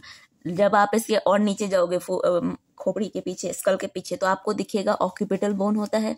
सबसे नीचे की तरफ देखोगे आप नेक के पास तो ऑक्यूपिटल कॉन्डोइल होता है। यही आपका जो होता है ना पीछे जो आपका वर्टिबल कॉलम होता है उससे पूरा अटैच होता है, यहीं से आप पढ़ोगे। नीचे आपने पढ़ा कि क्रैनिकल फेशियल होता है, ठीक है। Cranial facial that has a total 32 bone. इसमें आपके 22 बोन होते हैं। Cranial bone are 8 in number. जो क्रैनिकल बोन है नंबर में 8 होते हैं। यहाँ पे आपको फेशियल की बात बता रहे हैं, क्रैनिकल, ठीक है। तो दोनों में कंफ्यूज मत होना आप कि cranial and facial that has 22 bone and cranial bone are number in 8। They are hard protective outer covering. ये बहुत ही हार्ड होते हैं, आउटर कवरिंग होते हैं ताकि जो हमारे ब्रेन है वो सारे क्या रहे, प्रोटेक्ट रहे। Cranium of the brain, cranium of the brain का क्या बताया जाता है आपको, ये क्या होते हैं, facial region made up of 14 skeleton element. जो आपका फेस होता है ना वो आपके 14 बोन से मिलकर बना होता है। विच फॉर्म फ्रंट पार्ट, जो आपके आगे का जो पार्ट है वो बनाता है। The school, a single U shaped bone called a hyoid. इस बोन को आप देखो, ये क्या है आपका सिंगल अकेला है लेकिन ये यू शेप का बना है। आपको मैं जूम करके दिखा देती हूँ, ये देखो ये यू ऐसे बना है तो ये अकेला है पर ये फिर भी क्या है, यू शेप्ड का है। इसको हम कहते हैं हायोइड। प्रेजेंट करता है base of the buccal cavity के पास। Is also include the skull, ये भी स्कल का ही पार्ट होता है। ईच मिडल ईयर, जब आप कान को आप टच करोगे तो वैसे ईयर में तो कोई बोन्स नहीं होते हैं, लेकिन आप जब अंदर के साइड देखोगे ईच मिडल, मिडल मतलब बीच में, तो आपको मिलेगा 3 बोन। पहले का नाम होता है मेल्यूस, दूसरे का नाम होता है एंक्यूस एंड थर्ड का नाम होता है स्टेप्स, ठीक है। ये जब आप तीनों को ज्वाइंट कर दोगे तो कलेक्टिवली कॉल्ड, मतलब तीनों को साथ में हम ईयर ऑसिलस बोल देते हैं, ठीक है। The skull origin articulate with the superior region. Vertebral column होता है, हेल्प करता है किस चीज को, टू ऑक्यूपिटल कोनाइडल, जो कि आपका किधर होता है, स्कल में प्रेजेंट होता है। कोनाइडल, डाइकोनाइडलिक स्कल भी बोलते हैं। Our vertebral column form 26 serially arrange unit called a vertebrate and is dorsally placed होता है। It extend from the base, और ये बेस एक्सटेंड होना शुरू होता है of the skull and continue to the main framework of trunk. Each vertebrate has a central hollow portion, neural canal बोलते हैं, through which the spinal cord pass. First vertebrate is the atlas and it articulate with the occipital condyles. The vertebral column is differentiated. जो आपका vertebrate column है ना differentiated है यानी कि अलग है, इनटू अ क्रेविकल जिसमें 7 बोन है, thoracic 12 bone, lumbar 5 bone, Karnal जिसमें है आपके 1 फ्यूज्ड एंड कोकोगाइनल में है 1 fused region starting from the skull, जो कि स्कल से होके स्कल से स्टार्ट है। The number of cervical vertebrals are in 7। Almost mammal including human being, जितने भी मैमल्स हैं उनमें भी प्रेजेंट होते हैं। फिर आपको बताया जा रहा है ये किस चीज को सपोर्ट करता है, हमारे हेड को सपोर्ट करता है, जो serves as the point of attachment of the ribs and muscular. Muscular जो होता है आपका बैक साइड में होता है। Sternum is a flat bone होता है। वेंट्रिकल मिडल जो होता है आपका middle and thorax, okay. Thorax आपने ऑलरेडी पढ़ रखा है। देयर आप पढ़ोगे there are 12 pair of rib, जो रिब्स होते हैं आपके 12 पेयर का होता है। इधर देखो 1 2 3 4 5 6 7 8 9 10, और दिखाया नहीं है पीछे की तरफ का, आप काउंट करोगे तो 12 पेयर है। 12 पेयर है मतलब कि 24। एक पेयर में 2 होता है ना, एक पेयर में 2 होता है, 12 पेयर है यानी कि 24 बोन्स है। Each rib is a thin flat, ये बहुत ही क्या होते हैं, थिन होते हैं और बहुत ही फ्लैट वे में होते हैं। Bone connected to a dorsally the vertebral column, ये डॉर्सली होते हैं वर्टिबल कॉलम में। ventrally the sternum, it has a two articulation surface of a dorsal, and आखिरी में होता है, and hence it is called a bicephalic. this first 7 pair, जो पहले का 7 पेयर होता है, ठीक है, 1 2 3 4 5 6 7, पीछे का भी आप काउंट करोगे, जो यानी कि 14 जो होंगे, dorsally they are attach to the thoracic vertebrate, vertebra होता है, ventrally connect to the sternum and the help the hyaline cartilage. अब 8 और 9 एंड 10 पेयर की बात करते हैं. दे डू नॉट आर्टिकुलेट. जहाँ पे नॉट आ जाए तो मैंने आपको बताया था वहाँ से रीजनिंग क्वेश्चन बन सकते हैं, यानी कि असेसरेशन वाले, जिसमें ट्रू फॉल्स टाइप के होते हैं. The 7th rib with the help of a hyaline cartilage, this are called vertebral column बोला जाता है. जो लास्ट के 2 पेयर होते हैं, 11th और 12th रिब, ये क्या करते हैं कनेक्टिवली. अच्छा, ये मैंने आपको बता दिया. Call floating ribs, thoracic vertebral होता है, रिब्स एंड स्टेरनम टुगेदर होता है, मतलब कि साथ में होता है, जो रिब केज में होता है. अब आप पढ़ोगे हाथों के बारे में, ठीक है, कि पूरे हाथ में कितने बोन्स होते हैं, हमारे फिंगर में कितने होते हैं, और हमारे पैरों के जो फिंगर हैं, ये घुटने से ऊपर तक के पूरे, और जो हमारे पैरों के उंगलियों में है, ठीक है, उन सब चीज़ों के बारे में पढ़ोगे. तो सबसे पहले आप हाथों का पढ़ोगे ना, इतने का आप एग्जाम्पल ले लो. एग्जाम्पल है मतलब पढ़ना तो आपको पूरे के बारे में ही है. जो सिर्फ इतना ही पार्ट होता है ना, इधर का आप देखोगे, ठीक है, तो इसको क्या बोलते हैं, कार्पलस बोलते हैं. फिर आप उंगलियों से थोड़ा इधर की तरफ आओगे, मिड उंगलियों से ये वाला पार्ट, ठीक है, इसको बोलते हैं मेटाकार्पलस. फिर आपका पूरा अगर इस वाले से लेकर छोटी उंगली से लेकर, ठीक है, यहाँ इतना देखे, मतलब उंगलियों साइड में, तो इसको क्या बोलते हैं, फेलेंजस. लेकिन इसको आप आगे पढ़ोगे. यहाँ पे आपको बताया जा रहा है बोन्स के बारे में कि the bones of the limbs along with their granulus constitute the appendicular skeleton. Each limb is made of 30 bone. ये पूरे 30 बोन से मिलकर बना होता है. The bone of the hand यानी कि हाथ, forelimb are humerus and radius and ulna तो आपने सुना ही होगा. Carpals with the bone 8 in number, इसमें आपके 8 बोन्स होते हैं. मेटाकार्पलस जो कि पाम हथेली में होता है, 5 इन नंबर होता है. एंड फेलेंजस जो मैंने आपको बताया उसमें 14 बोन होते हैं. फिर आप पढ़ोगे फेम्यूर के बारे में, जो आपकी थाई का बोन होता है, जो कि सबसे लॉन्गेस्ट बोन होता है. ओके, फेबुला ट्रेसल, अच्छा, एंकल के बोन है आपके, जो 7 नंबर में होते हैं. मेट्रसल होते हैं जो जिसमें 5 बोन होते हैं. एंड फेलेंजस जो कि 14 बोन होते हैं, are the bone of the leg. Hindlimb a cup shaped bone होता है, जिसको हम पेटला कवर नी बोलते हैं, जो कि आपके घुटनों में होता है. वेंट्रली नी कप. अब देखो ये पूरा हैंड है, आप दोनों डायग्राम से समझ लो. ये है आपके एनसीईआरटी की बुक में ऑलरेडी दे रखा है, जो पूरा आपका हैंड है, ठीक है. और ऊपर कर दूं, आपको पूरा हैंड दिखेगा, ठीक है. जैसे कि आपका हैंड है, एक का एग्जांपल आपको बोला गया है, ये जो सिर्फ इतना पार्ट है, ठीक है, ये वाला. ओके, तो हम इसको क्या बोलते हैं, कार्पलस बोलते हैं. तो वही चीज़ें आपको बोली गई हैं फर्स्ट लाइन में, कि जो आपका पूरा रेडियस होता है वो तो आपका अल्ना है. जो कार्पलस है, जो कि आपका रिस्ट बोन है ना, यहाँ पर, वो क्या है, नंबर में 8 है, ठीक है. फर्स्ट चीज़ समझ में आ गई, कितने हैं आपके, नंबर ऑफ 8 है. मेटाकार्पलस फिर आपका आता है छोटी उंगली से लेकर, मतलब कि पूरे हाथ में ही, छोटी उंगली से लेकर ये वाला पार्ट, ओके, जो कि आपका डायग्राम में है, उसको क्या बोलते हैं, मेटाकार्पलस बोलते हैं. जो आपका मेटाकार्पलस होता है, पाम बोन, हथेली का बोन, ये वाला, उसको हम क्या बोलते हैं, मेटाकार्पलस में होता है आपके 5 बोन. एंड नेक्स्ट आता है आपका फेलेंजस, जो कि होता है 14 डिजिट में. फेलेंजस होता है आपका यहाँ छोटी उंगली से लेकर ऊपर तक जितने भी होता है.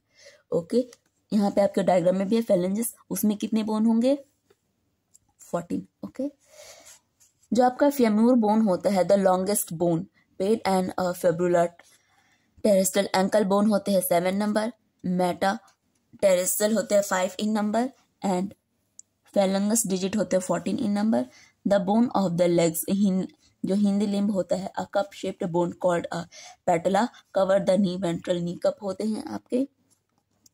उसके बाद आता है आपका पेक्टोरल एंड पेल्विक ग्राइंडल। अच्छा, नी वाले को आप मत भूलना, वो कप शेप्ड इसलिए बोला है क्योंकि जब बैठ के देखते हो तो देखते हो ऐसे आगे की तरफ आपको घुटना जो है क्या होता है, कटोरी जैसा दिखता है, इसलिए उसको कप बोला गया है। Okay, pectoral and pelvic girdle bone help in articulation of the upper and lower limb, ऊपर का साइड और नीचे का साइड, इसलिए अपर एंड लोअर दोनों लिखा गया respectively with the axial skeletal. दोनों का आप देखोगे तो क्या है, each girdle form a two halves, each half of a pectoral grindle consists of a clavicle and a scapula. Scapula is a large triangular flat bone होता है। Okay, situated कहाँ होता है, dorsally part में of the thorax between the second and the seventh rib होता है। The dorsal flat, जो dorsal होता है flat होता है, triangular body होता है, scapula होता है slightly elevated rigid होता है called spine which project the flat expanded, मतलब कि फैला हुआ, process the called acromina. The clavicle articulate with this. Below of the acromina is a depression called the glenoid cavity which articulate with the head of the numerus to form the shoulder joint, जो कि आपके shoulder joint से क्या होते हैं, attach होते हैं। Each clavicle is long slender bone, slender इसलिए बोला जाता है क्योंकि long है और वो बेलन शेप का होता है, ठीक है, with a कर्वेचर होता है। This bone is commonly called a collar bone, तब हम इसको जनरली कॉलर बोन के नाम से जानते हैं। जो कि आपका pelvic girdle consist of a two coxal bone को करता है। Each coxal bone is formed a fusion of three bone, ये थ्री बोन का क्या होता है, कॉम्बिनेशन होता है, जिसमें होता है ilium, ischium and the pubis होता है। इन तीनों को हम डायरेक्टली बोल देते हैं। At the point of fusion of the above bone is a cavity, जब तीनों का फ्यूजन होता है इस कैविटी में, तब हम इसको क्या बोलते हैं, एसिटाबुलम बोलते हैं। टू विच क्या होता है, थाई में होते हैं bone articulate. The two halves of the pelvic girdle meet ventrally to the form the pubic symphysis consist करता है फिब्रस कार्टिलेज को। आपको इस पूरे डायग्राम को जूम यहाँ पे देखो, ये आपका पूरा थाई है। ओके, जो आपने नाम पढ़ा, इलियम पढ़ा, प्यूबिस पढ़ा, स्काइम पढ़ा, जब आपने इन तीनों को पढ़ा, जब हम तीनों को ज्वाइंट करते हैं तो एसिटाबुलम बोलते हैं। आपने फर्स्ट लाइन यहाँ पे पढ़ा था, पेल्विक ग्राइंडल है, इस कलर से हाइलाइटर से कर देते, जो कि आपका पेल्विक ग्राइंडल कंसिस्ट करता है टू बोन को। यहाँ पे देखो, देख लिया, ये आपके कॉक्सल बोन जो कितने होते हैं, पेल्विक ग्राइंडल कंसिस्ट करता है टू बोन को, ये है। अब आपको बताया जा रहा है कि each coaxial bone is formed by the fusion of three bone. अब ये जो फॉर्म होता है सिर्फ कोएक्सल बोन, ये थ्री बोन से मिलकर बनता है। कौन कौन से बोन, इलियम से बनता है, प्यूबिस से बनता है और स्काइम से बनता है, ठीक है। इन तीनों से मिलकर आपका बनता है कोएक्सल बोन। ये चीजें आपको यहाँ पे बता दी। At a point of a fusion of the above bone is a cavity called acetabulum. जब ये तीनों फ्यूज हो जाते हैं तब हम इसको क्या बोलते हैं, एसिटाबुलम बोलते हैं। To which thigh bone articulate, तब इससे थाई बोन बनता है। Two halves of the pelvic girdle meet a ventrally, तभी वेंट्रली बनता है। From the pubic symphysis consist करता है फाइब्रस कार्टिलेज को। अब आपने इसमें पढ़ा था फ्यूमर, पेटला, टिबिला, फ्यूबुला, नीचे आपके जो पैरों की उंगली से लेकर आपके नी तक है, ठीक है। आपने टर्सला पढ़ा, मेटरसल पढ़ा एंड फ्लेंजेसिस पढ़ा। अब आपने यहाँ पे देखा था सबसे पहले ऊपर क्या देखा था, जो कि आपका पेक्टोरल पेल्विक होता है, ठीक है। Right pelvic girdle and the lower limb bone frontal view है। ये जो आपके पैरों का व्यू का डायग्राम दे रखा नहीं, ये आपके राइट पैर का दे रखा है। ये आपके पेल्विक ग्राइंडल, ठीक है, लोअर लिम्ब से लेकर लोअर लिम्ब का बोन है। आपको बोलते हैं ये जो पेक्टोरल एंड पेल्विक ग्राइंडल होते हैं हेल्प करता है किस चीज में, articulation of the upper and a lower limb. आपके ऊपर नीचे लोअर लिम्ब को हेल्प करता है रिस्पेक्टिवली किस चीज को, विद द एक्सियल स्केलेटन को। Each girdle is form of a two halves, each half होता है मतलब आधा आधा होता है। Each girdle is form two halves, ये फॉर्म करता है टू चीज को। Each half of a pectoral girdle consist of clavicle and scapula. जो आपका स्कैप्यूला होता है वो लार्ज ट्रायंगुलर फ्लैट बोन होता है, situated in a dorsal part of a thoracic between the second and the seventh rib. The dorsal flat triangular body, जो आपका dorsal होता है एक ट्रायंगुलर बॉडी होता है। आप इसको डायग्राम में भी देख सकते हो, ठीक है। क्या ये ट्रायंगल शेप का होता है और ये ट्रायंगुलर शेप का भी होता है। जब आपने इसको पढ़ा था स्कैपुला को, ठीक है, यहाँ पे आपने ह्यूमेरस पढ़ा था, रेडियस पढ़ा था, अल्ना पढ़ा था, जो कि आपने फर्स्ट में पढ़ा था कि पूरे का जो ये पार्ट होता है, ये वाला पार्ट, ठीक है, इसको क्या बोलते हैं, अल्ना बोलते हैं। वो आपका फर्स्ट लाइन में ही था। तो आपका डायग्राम ही है। Clavicle and the scapula. Scapula is a large triangular flat bone. यहाँ पे आपका स्कैपुला है इस वाले पार्ट में, जो कि ट्रायंगल शेप का, आप देख भी सकते हो। जूम करो भाई, देखो ऐसे ऐसे और ऐसे, ये ट्रायंगल शेप का है, this this and this, okay.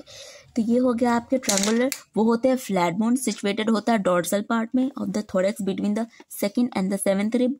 Second और सेवेंथ रिब 1 2 3 4 5 6 7 इतना था। इतने पार्ट में आपके क्या होते हैं, ये सिचुएटेड होते हैं।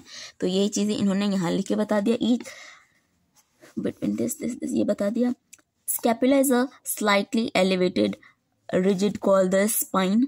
और इसी को जो स्लाइटली हम इसको क्या बोलते हैं, स्पाइन बिट प्रोजेक्ट करता है किस चीज को, फ्लैटनेस को, जो कि एक्सपेंड होता है, फैला हुआ होता है।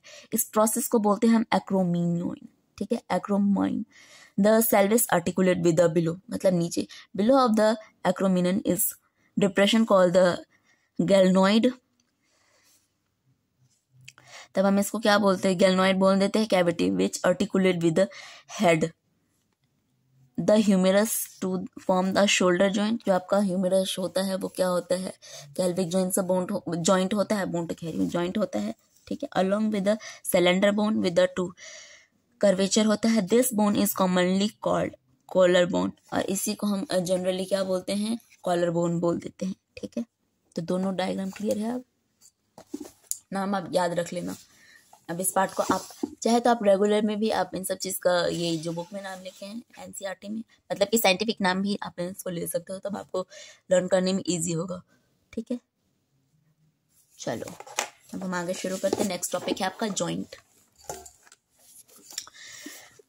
जॉइंट तो आपको याद ही रहेगा, क्योंकि आप अपने आप को क्या करते हो, कंपेयर करके भी इसको लर्न कर सकते हो। जो जॉइंट होता है essential for the all type of movement, जितने भी हम मूवमेंट करते हैं उसमें हेल्प करता है। Involving the bony part of the body, locomotory में हेल्प करता है। Movement are not exception to, जो कि आपका मूवमेंट है, आर नो एक्सेप्शन, ये भी कोई एक्सेप्शन नहीं है।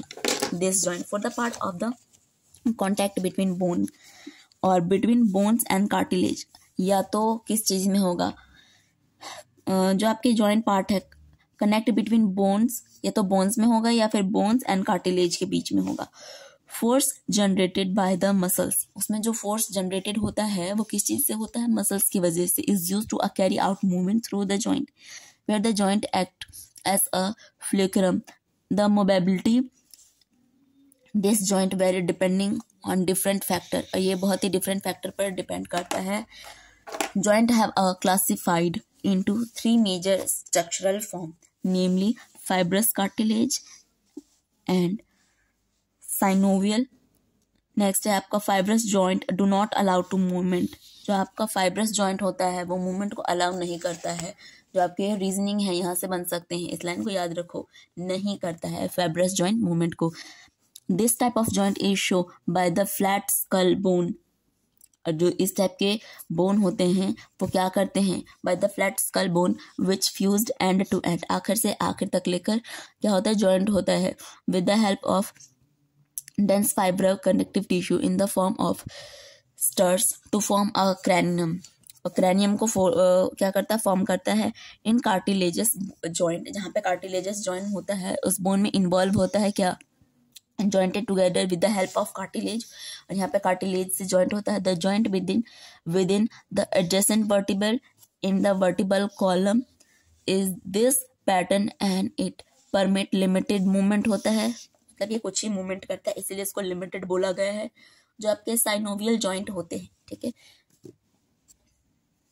साइनोवियल जॉइंट क्या करता है, करेक्टराइज करता है प्रेजेंस ऑफ फ्लूइड को field synovial cavity between the articulating surface of the two bone such as arrangement allow करता है considerable movement को। this joint help locomotion, और ये locomotion में बहुत ज़्यादा हेल्प करता है, many अदर मूवमेंट, और वो कुछ ज़्यादा मूवमेंट में भी हेल्प करता है। Ball and socket joint between humerus and pectoral. आपने पीछे ह्यूमरस का नाम पढ़ा था, इसमें हैंड में होता है आपके, ठीक है, ह्यूमरस। तो उसमें क्या करता है, मूवमेंट में हेल्प करता है।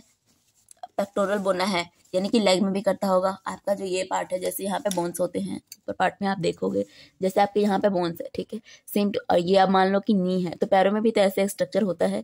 तो उन्होंने बोला है कि ये क्या होते हैं आपके सॉकेट जॉइंट में होते हैं, और ball of between humerus and pectoral, तो ये लेग में भी होता है, ठीक है, सेम चीजें बता दी। नेक्स्ट बोलते हैं हिंड जॉइंट, जो कि नी जॉइंट होता है आपका, हिंड जॉइंट घुटनों का। Pivot joint between the altas and axis, gliding joint between the carpus and a saddle joint between the carpal and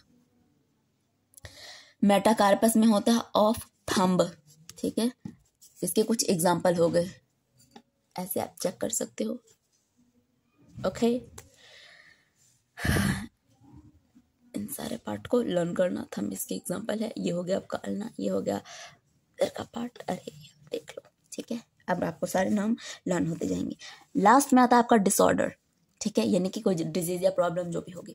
तो disorder of muscular and skeletal system, वो किस टाइप के होते हैं। एनसीईआरटी से बाहर कुछ नहीं आएगा, तो इससे बाहर तो कुछ मत पढ़ना, ना स्कूल के एग्जाम के लिए और ना ही आप अपने नीट के लिए, ठीक है। एनसीईआरटी बहुत इंपॉर्टेंट है। सबसे पहला आपका जो डिजीज का हमें नाम दे रखा है, ठीक है, तो क्या फर्स्ट डिसऑर्डर के बाद में है मायस्थेनिया ग्रेविस। ये क्या करता है, ऑटो इम्यून डिसऑर्डर है, ठीक है। अफेक्ट करता है किस चीज को, न्यूरल मस्कुलर को इफेक्ट करता है। जंक्शन लीडिंग द फैटिग्यू, यानी कि जब आप बेहोश हो जाते हो, हल्के से आपको चक्कर आने लगते हैं, वीकनिंग का होता है, वो सारे होते हैं। या फिर आपको पैरालिसिस हो सकता है स्केलेटल मसल्स में। फिर आता है आपका मस्कुलर डिस्ट्रॉफी। इस वाले में क्या होता है, प्रोग्रेसिव डिजेनरेशन होता है स्केलेटल मस्कुलर का। मोस्टली क्यों होता है, ये जेनेटिक डिसऑर्डर है, ठीक है। मतलब कि मतलब कि मान लो फादर को है, ठीक है, उसके चाइल्ड को भी होगा, मदर को हो तो उसके चाइल्ड को होगा, पर दादाजी को है तो उसकी फैमिली में आएंगे, उसके नेक्स्ट जनरेशन में आएंगे, तो वो होता है आपके genetic disorder, okay.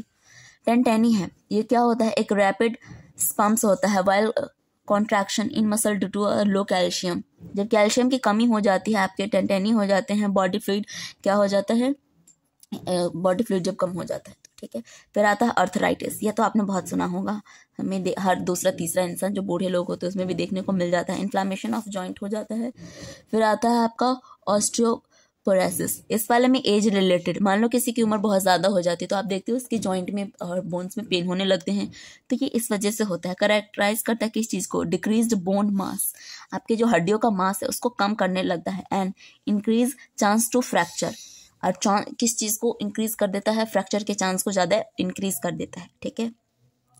Decrease level of oestrogen, और अगर एस्ट्रोजन की कमी हो जाती है तभी ये क्या करता है, तभी आपको ऑस्टियोपोरोसिस हो जाता है। फिर आता है gout, inflammation of joint due to the accumulation of uric acid crystallize, okay. तो आपके इस 6 में से ही कुछ आएगा, कोई 2 या 1 पूछ ले, पर इस 6 से बाहर कुछ नहीं आने वाला है, ठीक है। दोबारा आप इसको रिवाइज कर सकते हो। सबसे पहला है मायस्थेनिया ग्रेविस, ये ऑटो इम्यून डिसऑर्डर अफेक्ट करता है न्यूमेरोमस्कुलर को। जॉइंटिंग लीडिंग है, फैटिग्यू कर सकता है, वीकिंग है, पैरालिसिस कर सकता है। दूसरा आता है आपका मस्कुलर डिस्ट्रॉफी, ये क्यों होता है, प्रोग्रेसिव, ये आपका क्या है, जेनेटिक डिसऑर्डर है। टेंटनी है, रैपिड स्पैम्स होता है वाइल्ड कॉन्ट्रैक्शन की वजह से, जिसमें कैल्शियम की क्या हो जाती है, कमी हो जाती है। कैल्शियम की कमी से आपका टेंटिया हो जाता है। फिर है अर्थराइटिस, ये होता है इन्फ्लामेशन ऑफ जॉइंट। ऑस्टियोपोरोसिस है एज रिलेटेड, जैसे एज इंक्रीज होती जाती है, ठीक है, आपके बॉडी नहीं, बोन के जो मास है वो डिक्रीज होता है, तो फ्रैक्चर के चांस बढ़ जाते हैं। फिर आता है आपका गॉइट, इन्फ्लामेशन ऑफ जॉइंट होता है due to accumulation of uric crystal. Next है आपका न्यूरल कंट्रोल एंड कोऑर्डिनेशन, इससे भी आपको बहुत सारे क्या होते हैं, क्वेश्चन तो बनते हैं। इंडेक्स पे आ जाओ, ऑलमोस्ट आपका जूलॉजी फिनिश होने वाला है, ओके। न्यूरल कोऑर्डिनेशन 115, ये भी छोटा चैप्टर है। फिर आपके chemical coordination and integration, zoology के सिर्फ 2 पार्ट रह जाएंगे, सिर्फ 2, उसके बाद आपको पूरा जूलॉजी फिनिश। नेक्स्ट आप स्टार्ट करोगे बॉटनी। ओके, ये भी आपका 2-3 दिन में मैं ख़त्म करवा दूंगी। चलो अभी 1-2 घंटे बाद ही ये चैप्टर आ जाएगा। देख लो कितना छोटा चैप्टर है, लेकिन याद कर लेना, छोटे से फ़र्क नहीं पड़ता। आपको सिर्फ रीडिंग में कम टाइम लगेगा, पर याद करने में मिनिमम 1 डे तो लग ही जाएगा ना। ओके, ये भी मैं एक ही वीडियो में डाल दूंगी तो चलेगा, क्योंकि मैं छोटे छोटे पार्ट में डालूंगी, आपको भी ढूंढने में टाइम लगेगा। एक में डाल दूंगी तो आपको पढ़ने में भी ईजी होगा। चलो अब हम इस वीडियो में इतनी, अच्छा हाँ, प्रैक्टिस के लिए अगर क्वेश्चन पेपर चाहिए जिसके पास नहीं है तो मैंने अपने डिस्क्रिप्शन में बुक के लिंक डाल दिया, आप वहाँ से ले लेना, क्योंकि अब कम टाइम बचे हैं। आज आपके हो गए 21 जन 2024 है ना, तो आप जितना प्रैक्टिस कर सकते हो। आपके फिजिक्स, केमिस्ट्री, बायो तीनों के डाल दिए हैं, और मॉक टेस्ट पेपर के लिंक भी मैंने बायो में डाल दिए। पिछले वीडियो के जितने भी लिंक है सब मैं अभी डाल दूंगी, तो वहाँ से आप जिस चैप्टर को आपने नहीं पढ़ा है वहाँ से जाकर आप पढ़ लेना। ओके, चलो बाय बाय, मिलते हैं नेक्स्ट वीडियो में।